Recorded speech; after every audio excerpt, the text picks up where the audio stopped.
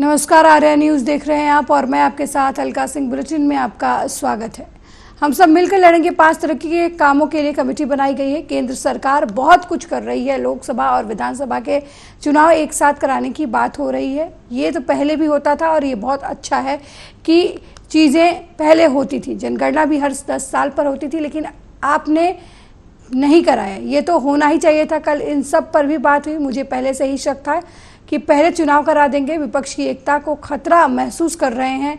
सरकार इससे बहुत घबराई हुई है। ये बातें नीतीश कुमार ने कही हैं।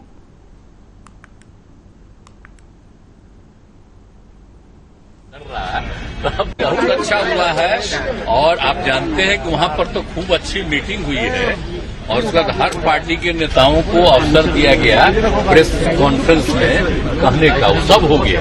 और जब लौट करके यहाँ पर आए तो आप में से कुछ लोग खड़े थे तो उनको भी हम बता दिए। बहुत अच्छा हुआ। देखिए, अब मीटिंग इतनी अच्छी हो गई है कि अब मिल करके एकजुट होकर के सब लड़ेंगे और अभी 5 तरह का काम करने के लिए कमेटी बन गई है, सब लोग करेंगे। लेकिन कल ही यह तय हो गया है कि बहुत जल्दी आपस में तय कर लेंगे लोग जो चुनाव लड़ने का। और आप जान रहे हैं ना, अब केंद्र सरकार को कर रहा है तो अब क्या क्या होने वाला है। अब न्यूज में आ रहा है कि अब उसको विधानसभा और लोकसभा सबका बड़ा अच्छा है भाई सब चीज एक के साथ तो पहले होता था। अगर करना चाहते हैं तो ही काहे नहीं किए थे, जनगणना काहे नहीं किए हैं? हर 10 साल पर होता था तो आप तो किए ही नहीं जनगणना।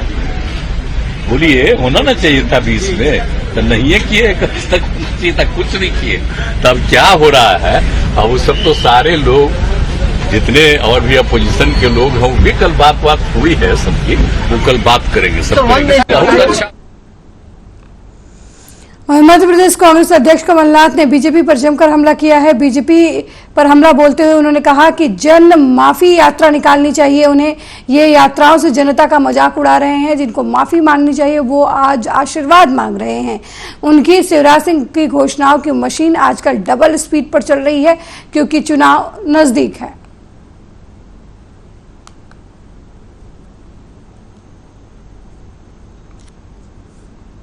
जन माफी यात्रा निकालनी चाहिए। ये यात्राओं से जनता उनका मजाक उड़ा रही है। जिनको माफी मांगनी चाहिए वो आज आशीर्वाद मांग रहे हैं। ये आज हालात हैं। सर, कई घोषणाएं मुख्यमंत्री लगातार करते जा रहे हैं। आज भी रसोई उनकी घोषणा की मशीन आजकल डबल स्पीड पर चल रही है और ये वो तो हमेशा चलती है, पर आजकल डबल स्पीड पर चल रही है क्योंकि चुनाव है सामने और सब उनकी घोषणाओं को अब अच्छी तरह पहचानते हैं। उनको जन माफी यात्रा निकालनी चाहिए। ये यात्राओं से जनता उनका मजाक उड़ा रही है। जिनको माफी मांगनी चाहिए वो आज आशीर्वाद मांग रहे हैं। ये आज हालात है। वही केंद्रीय गृह मंत्री अमित शाह ने रायपुर में बघेल सरकार पर जमकर हमला किया। उन्होंने कहा कि कोरोना कालखंड में मोदी जी ने 5 किलो अनाज भेजना शुरू किया तो ये 5 किलो अनाज भूपेश बघेल चाऊ कर गए और 15 किलो की जगह 10 किलो ही अनाज दिया। भूपेश बघेल की सरकार ने गरीबों का अनाज छीनने का काम किया है। ये रोज कहते हैं कि एजेंसियां ये करेंगी वो करेंगी। अरे भैया, एजेंसियां अपना काम जरूर करेंगी।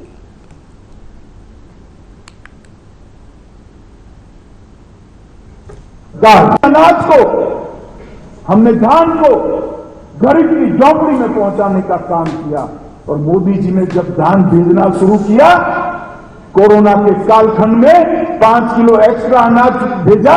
ये 5 किलो अनाज ये भूपेश बघेल चाऊ कर गए और 15 किलो की जगह सिर्फ 10 किलो अनाज लेकर गरीबों का अनाज छीनने का काम, धान छीनने का काम ये भूपेश बघेल की सरकार।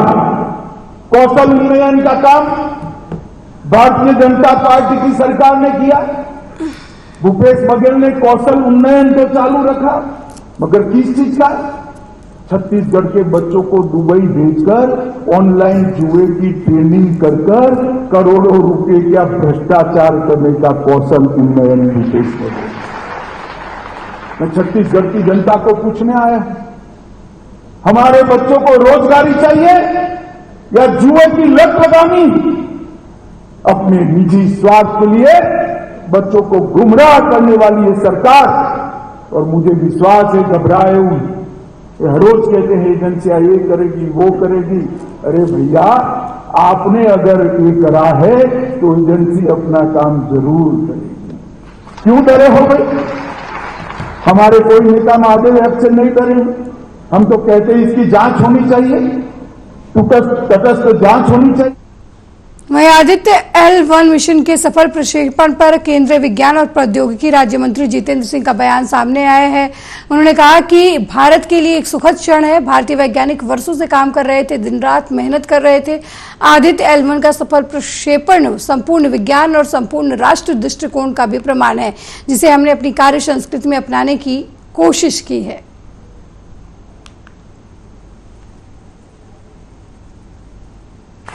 Congratulations, India.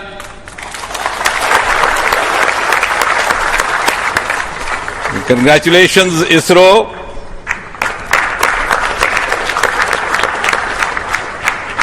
And while the whole world watched this with bated breath, it is indeed a sunshine moment for India.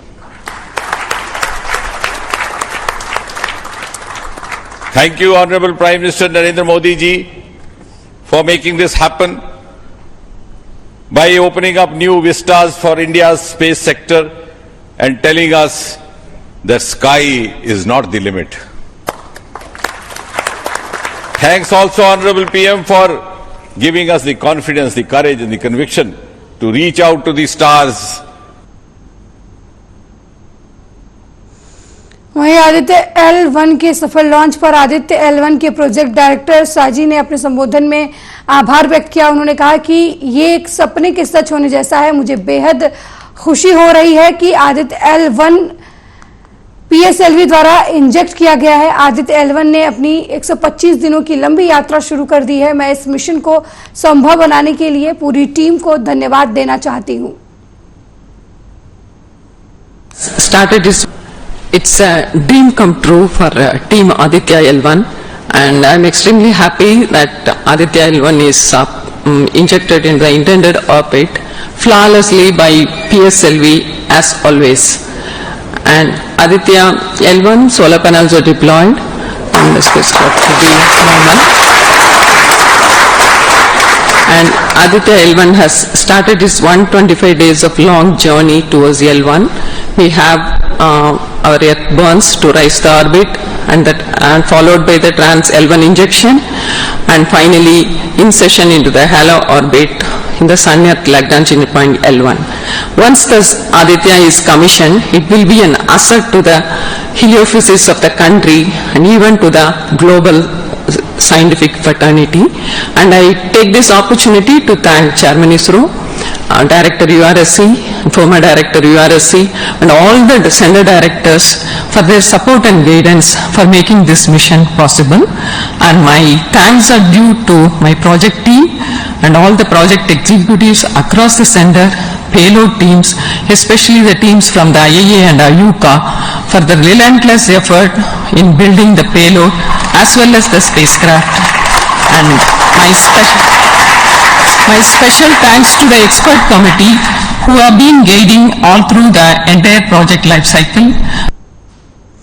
वहीं जिलाधिकारी दिव्या मित्तल के तबादले से परेशान जिले के लोग दिव्या मित्तल से मिलने के लिए पहुंच रहे हैं। आपको बता दें कि दिव्या मित्तल ने मिर्जापुर के लोगों के दिलों में अलग जगह बनाई थी। अपनी लोकप्रियता और अपनी जन सेवा के चलते जनता उन्हें बेहद पसंद कर रही थी, लेकिन सरकारी अधिकारी और कर्मचारी भी वो हैं जिसकी वजह से उन्हें उनका तबादला कर दिया गया है। उनके तबादले से कर्मचारी और अधिकारी भी भावुक हैं। लोगों से मिलकर जिला अधिकारी की आंखें भी छलक उठी। कुछ खास मेरे पास भी नहीं है और मैंने बहुत ज़्यादा मेहनत करवाई इससे। कि मिर्ज़ापुर जनपद में मुझे लगभग 1 वर्ष होने वाला था और मैं कहूँगी कि मुझे यहाँ पे आके हमेशा ये लगा कि यहाँ पे शक्ति का साक्षात निवास है। यहाँ के लोग बहुत अच्छे हैं और कुछ कमियाँ थी जिनको मैं पूरा करना चाहती थी और मिर्ज़ापुर के बारे में कहते हैं कि जो आपके मन में सपना होता है वो पूरा हो जाता है। और मेरे भी बहुत सारे सपने यहाँ पे, चाहे लहुरियादर के लिए हो या चुनार के लिए हो या विंध्याचल के लिए हो, बहुत सारे सपने मेरे भी अभी कुछ काम में है भी, वो भी पूरे मुझे लगता है माता करा दे।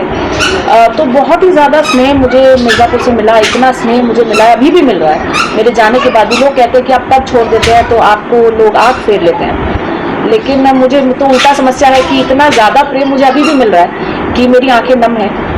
और मैं अपने मन से मिर्ज़ापुर को या मिर्ज़ापुर से अपने मन को तो मैं अपने जीवन में नहीं निकाल पाऊंगी। और मैं आप सभी के लिए मैं प्रार्थना करती हूँ कि आप हमेशा बहुत उत्तरोत्तर प्रगति करें और जो इतना प्यारा जनपद है ये और अच्छा बने।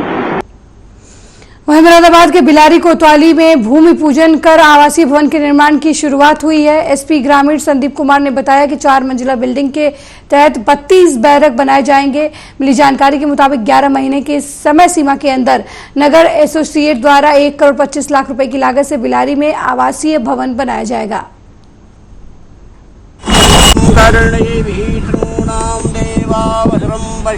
आज थाना बिलारी के अंदर सिपाहियों के लिए एक बैरक बनाई जा रही है, जिसमें 32 लोगों की इसमें क्षमता होगी। 32 लोग आराम से रुक सकते हैं। उसके अलावा एक विवेचना कक्ष का उद्घाटन किया गया है, विवेचना कक्ष की नींव का उद्घाटन किया गया है और बैरक।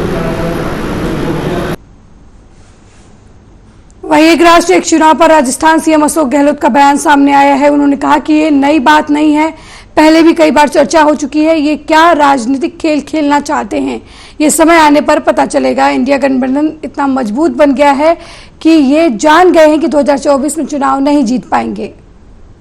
अगली खबर की तरफ बढ़ते हैं। बिहार के उप मुख्यमंत्री और राजद नेता तेजस्वी यादव की 1 नेशन 1 इलेक्शन के मुद्दे पर प्रतिक्रिया सामने आई है। उन्होंने कहा कि जब तक एक राष्ट्र एक चुनाव की बात है, हम प्रधानमंत्री मोदी को सुझाव देंगे कि पहले 1 नेशन 1 इनकम तो करें। अभी कह रहे हैं कि एक राष्ट्र एक चुनाव, बाद में कहेंगे केवल केंद्र का ही चुनाव हो, राज्य का चुनाव खत्म कर देंगे। ये सब बेकार की बातें हैं, कहीं चलने वाली नहीं। बैठक हुई है, बैठक के बाद प्रेस वार्ता भी हुई है और उसमें सारी चीजें जो स्पष्ट कर दी गई है। कमेटी का जो है वो गठन किया गया है और जो भी सदस्य हैं कमेटी के, उसके बारे में आप लोगों को बता भी दिया गया है और सारी चीजें होंगी। जो भी चुनाव लड़ने की तैयारियां होती हैं वो सारी चीजें जो है उसमें तय होंगी। और जाहिर सी बात है, चुनाव अगर लड़ी जाएगी तो कौन कहाँ लड़ेगा, ये सारी बात जो है आगे चल के तय होगी। तो इसमें कोई दिक्कत नहीं है। हाँ, पार्टी ने जो जिम्मेदारी दी है तो उस चीज को हम लोग जो है निभाने का काम करेंगे। वो तो हो ही गया, शिक्षा नीति तो होना ही। अरे भाई, सारे कमेटी बैठेगी, बातचीत होगा। बिहार में या देश भर में कोई कठिनाई नहीं है। जहाँ तक 1 नेशन 1 नेशन 1 इलेक्शन की बात है, तो पहले मोदी जी को हम सजेस्ट करना चाहते हैं कि 1 नेशन 1 इनकम कर दे पहले, ताकि सब लोगों का एक जैसा, एक समान जैसा इनकम हो।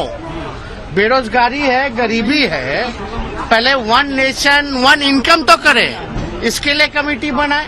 बेकार की बात कर रहे हैं 1 नेशन 1 इलेक्शन की। 1 नेशन 1 इनकम होना चाहिए। और जहां तक बात है, अभी ये कह रहे हैं कि 1 नेशन 1 इलेक्शन, बाद में कहेंगे कि केवल जो है केंद्र सरकार, केंद्र का ही चुनाव हो, राज्यों का खत्म कर देंगे। वहीं तोफखाना व्यापारी एसोसिएशन के फारूक पहलवान ने शिकायत में विकी यादव द्वारा कुरान के पवित्र श्लोक का उपयोग करने पर आपत्ति जताई है, जिससे मुस्लिम समाज की भावनाओं को आहत किया जाना बताया है। फारूक पहलवान ने शिकायत करते हुए कहा कि हमें मुसलमानों की पवित्र कुरान की आयत के प्रयोग पर गहरी आपत्ति है। राजनीति के लिए किसी भी नेता को हम पवित्र श्लोक का अपमान करने नहीं देंगे। हम बिल्कुल इसका अपमान बर्दाश्त नहीं करेंगे। व्यापारी एसोसिएशन ने एसपी सचिन शर्मा से इसकी शिकायत दर्ज करी है। फिलहाल एसपी ने मामले की जांच करके एफआईआर दर्ज करने का आश्वासन दिया है। कल 3 बजे के करीब करीब मालूम पड़ा कि कचेरे ये अपने सारोलो की मस्जिद के जमात खाने के अंदर विक्की यादव पैसे, सूट और साड़ी बांट रहा है।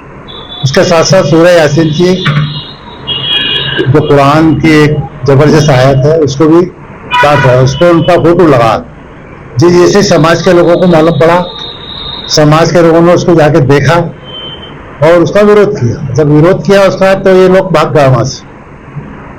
अभी भागे तो शहर के अंदर सोशल मीडिया पे, व्हाट्सएप पे ये चीज चली कि विक्की यादव ने जो सूर्य यासीन पे के फ्रंट पेज पे ही अपना फोटो लगाकर और समाज के गरीब लोगों को 500 रुपए और कपड़े देके एक चुनावी माहौल बना रहे हैं।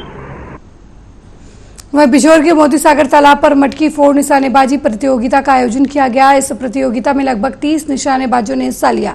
नगर परिषद पिछोर द्वारा पहला पुरस्कार 11,000 रुपए का और दूसरा पुरस्कार 7100 रुपए का रखा गया। साथ ही तीसरे पुरस्कार में 5,000 रुपए की राशि रखी गई। मोती सागर तालाब में 3 मटकी रखी गई, जिस पर निशानेबाजों ने अपनी बंदूक से निशाने साधे। पहली मटकी देवेंद्र राजपूत ने फोड़ी, गोलू ने फोड़ी। तीसरी मटकी पर निशानेबाजों ने अपना सटीक निशाना नहीं लगाया। नगर परिषद पिछोर ने पुरस्कार वितरित कर मुख्य अतिथि सुरेंद्र सिंह चौहान के हाथों पुरस्कार प्रथम विजेता और द्वितीय विजेता को दिलवाया। वहीं देवेंद्र प्रताप को मिली राशि जो है गोलू और सत्येंद्र को। अब सुन लीजिए, आपको फ्री थोड़ा पीछे हो जाए आप। वहीं मध्य प्रदेश के दतिया में महिला कांग्रेस की जिला उपाध्यक्ष नंदिनी कुशवाहा भी कांग्रेस पार्टी की तरफ से प्रत्याशी की दौड़ में शामिल हो गई हैं। गौरतलब है कि दतिया विधानसभा में करीब 20% से ज्यादा कुशवाहा वोटर हैं। निर्विवादित और स्वच्छ छवि की नंदिनी कुशवाहा का कहना है कि पूरे प्रदेश में कांग्रेस के पक्ष में माहौल है। लोग बीजेपी की कथनी और करनी से तंग आ चुके हैं। ठीक चुनाव से पहले लाडली बहनों के नाम पर महिलाओं को 1,000 रुपए देने की बात और सिलेंडर के दामों में कमी की बात को अपनी संभावित हार से बौखलाकर बीजेपी अब लोगों को भरमाने का प्रयास कर रही है। मैं नंदिनी कुशवाहा, जिला उपाध्यक्ष महिला कांग्रेस दतिया। अभी कांग्रेस की लहर बहुत अच्छी चल रही है, क्योंकि जनता समझ चुकी है, जान चुकी है। अभी तक जो काम हुआ है भाजपा के द्वारा अच्छा नहीं हुआ है। इस बार जब कांग्रेस आएगी तो भारी बहुमत से विजय होगी। आप टिकट की मांग कर रही हैं, आपके क्या ऐसे कार्य हुए कि दतिया की जनता आपको स्वीकारे? जनता मुझे, एक तो मैं कुशवाहा समाज से हूँ और जब भी जनता मुझे जो बीजेपी सरकार जो योजनाएं चला रही हैं, अगर चलानी ही होती, जब से सरकार आई है तब से क्यों नहीं चलाया? अभी चुनाव का मुद्दा है तभी क्यों चलाया उन्होंने? पहले भी तो चला सकती थी ना, पहले क्यों नहीं चलाया उन्होंने? जब चुनाव के 3 महीने रह गए तभी क्यों चलाई उनने? 1,000 रुपए दे रहे हैं तो ये क्या है? मतलब चुनाव जीतने के लिए आप जनता को लालच देंगे क्या? वहीं मुरादाबाद में डॉक्टर की लापरवाही के चलते एक और नवजात शिशु की मौत हो गई है। लाजपत नगर के रॉयल हॉस्पिटल में इलाज के दौरान बच्चे की मौत हो गई, लेकिन डॉक्टर परिजनों को गुमराह करते रहे। अब परिजनों की इसकी जानकारी हुई तो उन्होंने हॉस्पिटल में जमकर हंगामा किया है।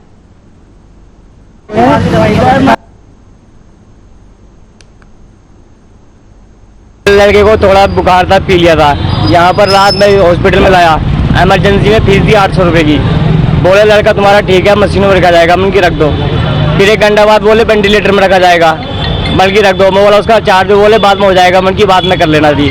अब वेंटिलेटर पर लिटा दिया तो डॉक्टर बोला डॉक्टर कब आएंगे? अगर सुबह 11 बजे आएंगे। अब सुबह बच्चा में हमें भी देखने को मना कर दिया। रात 10 बजे दिखाने के बाद बंद कर दिया। मैं सुबह गया 7:30 बजे, बोला 8 बजे आना। फिर मैं 8:30 बजे गया। देखने के बाद मैंने वीडियो बनाई। मैं बोला मन की भैया लड़के का हाथ पैर हिला दो, तो बोला वीडियो बंद कर।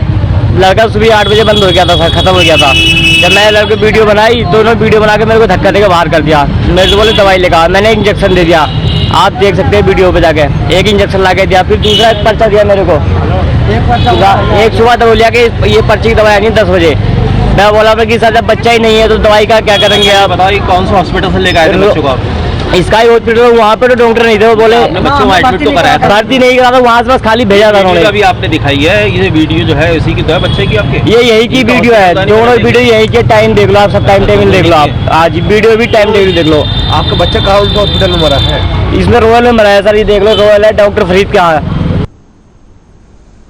वहीं लखीमपुर खीरी से दिल दहला देने वाली घटना सामने आई है, जहां शारदा नगर थाना क्षेत्र के मजुरा में तेंदुए ने 6 साल के बच्चे को अपना निशाना बनाया। अब बच्ची का शत विशत शव बरामद हुआ है। वही घटना की सूचना पाकर मौके पर पहुंचे वन विभाग और पुलिस की टीम ने शव को कब्जे में लेकर पोस्टमार्टम के लिए भेज दिया और अग्रिम कार्रवाई में मिली जानकारी के मुताबिक बच्चे रक्षाबंधन का त्योहार मनाने रिश्तेदार तेंदुए ने उसे अपना शिकार बना लिया। सब मिली ये दिखा ढूंढो भैया, सब लोग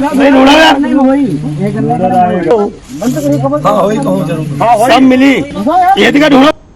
वही संदिग्ध परिस्थितियों में ट्रेन से कटकर किशोर की मौत हो गई। मामला उचाहर कोतवाली क्षेत्र के सादे के बाजार मजरे अरखा गांव के पास रेलवे ट्रैक का है, जहां पर 16 साल के किशोर का शव मिलने से इलाके में हड़कंप मच गया। सूचना पर पहुंची जीआरपी पुलिस ने शव को कब्जे में लेकर पोस्टमार्टम के लिए भेज दिया। शव की शिनाख्त पड़ोस के गांव माधोपुर सुल्तान निवासी राम प्रताप के बेटे शिवांश के रूप में हुई है।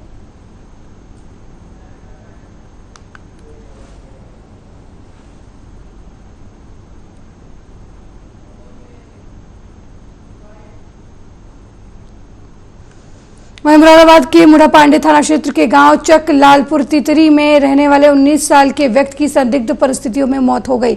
मृतक के परिजनों का कहना है कि युवक ने मरने से पहले उनसे बात की थी और बताया था कि गांव की रहने वाली एक महिला उसे ब्लैकमेल कर रही है। मृतक के माता पिता द्वारा थाना मुढ़ापांडे में तहरीर देकर ब्लैकमेल करने वाली महिला और अन्य लोगों के खिलाफ मुकदमा दर्ज कराया गया है। मृतक के पिता द्वारा गंभीर आरोप लगाए गए हैं, साथ ही आरोपियों के खिलाफ कार्रवाई की मांग की गई है।